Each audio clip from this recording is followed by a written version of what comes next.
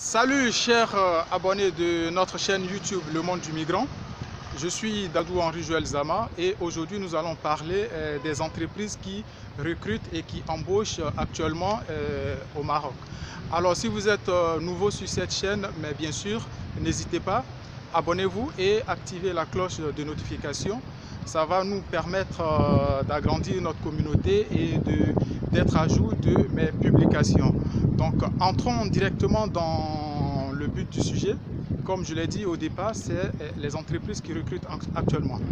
Sachez que ici, il y a plusieurs types d'entreprises. Il y a les industries, mais aujourd'hui, nous allons parler spécifiquement des centres d'appel. Donc le Maroc, il y a beaucoup de centres d'appel qui sont actuellement délocalisés ici au Maroc et qui offrent de l'emploi et qui participent à un bon pourcentage du PIB du pays. Donc généralement, pour les étrangers, pour les Marocains, il n'y a pas de problème. Il suffit juste de s'exprimer correctement dans la langue du projet. Donc, et avoir un baccalauréat ou bien le niveau bac. Donc ça c'est pour les nationalités marocaines.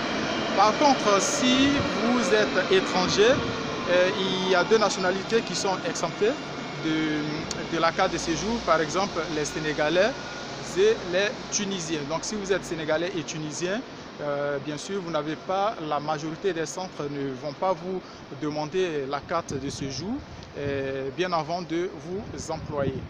Par contre, toutes les autres nationalités, si vous voulez vraiment travailler dans un centre d'appel qui est sérieux et qui paye bien, et bien sûr qui va aussi vous octroyer vos documents administratifs, qui va vous déclarer à la CNSS et tout ça, il vous faut obligatoirement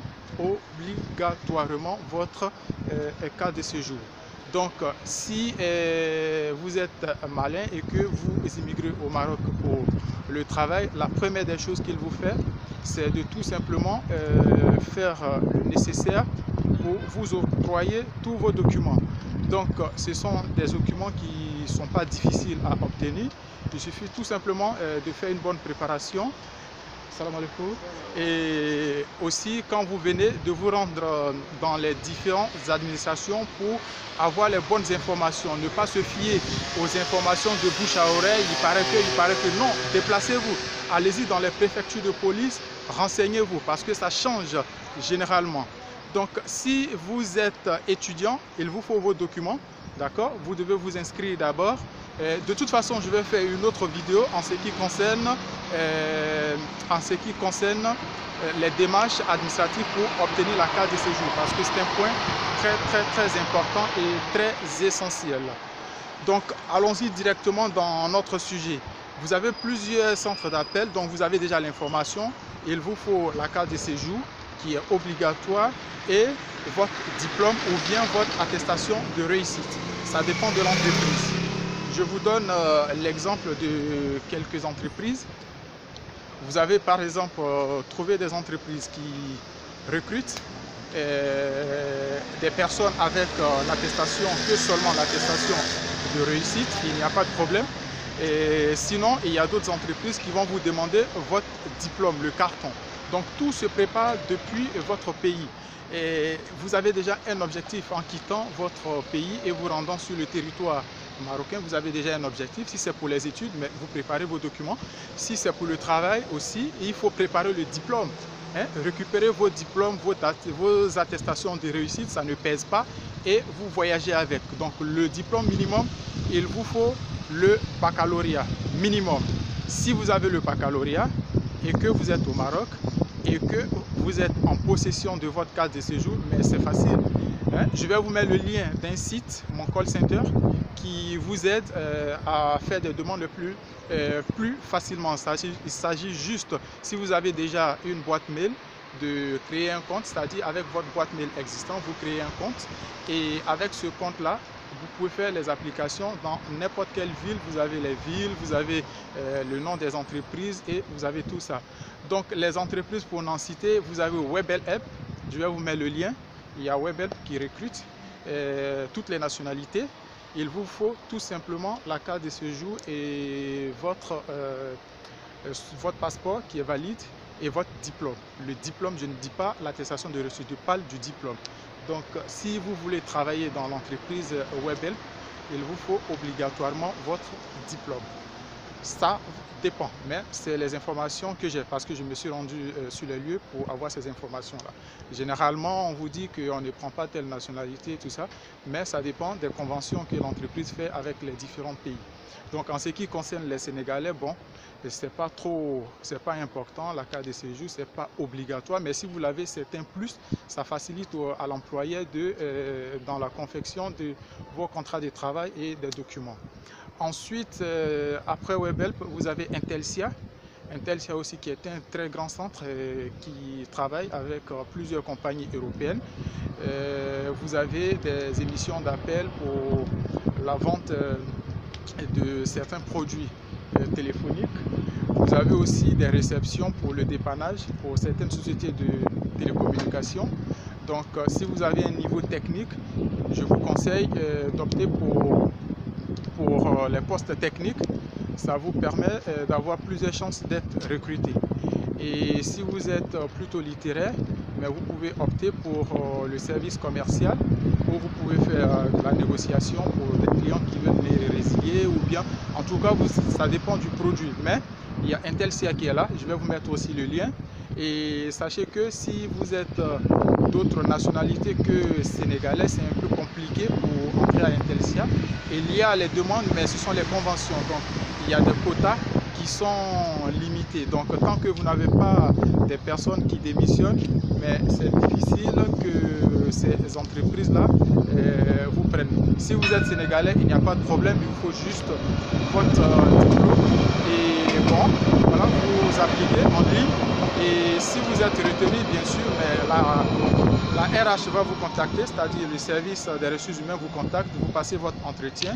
Et si vous êtes embauché, mais on vous donne votre contrat, vous commencez votre formation pour travailler. Il y a aussi ITS, si vous voyez, c'est juste derrière moi, c'est aussi un centre d'appel. Il vous faut la carte de séjour et vous pouvez faire votre demande, on vous contacte, vous passez l'entretien. Si vous êtes retenu, vous commencez votre formation. Il y a aussi ADM Value qui est un très grand centre d'appel qui recrute toutes nationalités confondues. La condition c'est que sur votre carte de séjour, il ne doit pas avoir étudiant parce que eux, c'est leur convention, ils ne recrutent pas d'étudiants. Ils recrutent juste des personnes qui ont la carte de séjour mention travail ou bien régularisation exceptionnelle. En tout cas, tout sauf étudiant. Parce qu'au niveau des cartes de séjour, il y a plusieurs statuts. Il y a des statuts étudiants, il y a des statuts régularisation exceptionnelle. C'est-à-dire ces personnes-là que Sa Majesté, le roi Mohamed VI, que Dieu l'assiste, a permis gracieusement d'avoir la carte de séjour.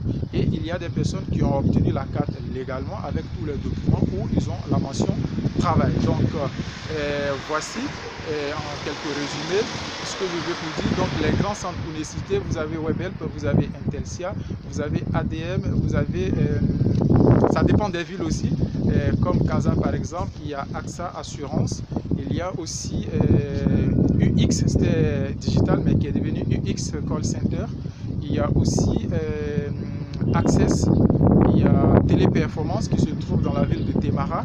Vous avez par exemple Webhelp, vous vous trouvez dans plusieurs villes. C'est pourquoi j'insiste, vous trouvez à Agadir, à Marrakech, à Kenitra, à Rabat. Et il y a aussi Intelsia que vous trouvez à Casablanca, à Rabat, à Meknès, à Al-Jadida. Et je crois à Fès aussi, vous trouvez plusieurs centres d'appel. Et donc, c'est juste mon petit résumé. Donc, n'hésitez pas pour vos questions, pour plus de détails, vous pouvez juste me poser vos questions en commentaire. Je n'hésiterai pas de vous répondre. D'accord? Donc, je n'hésiterai pas de vous répondre. Et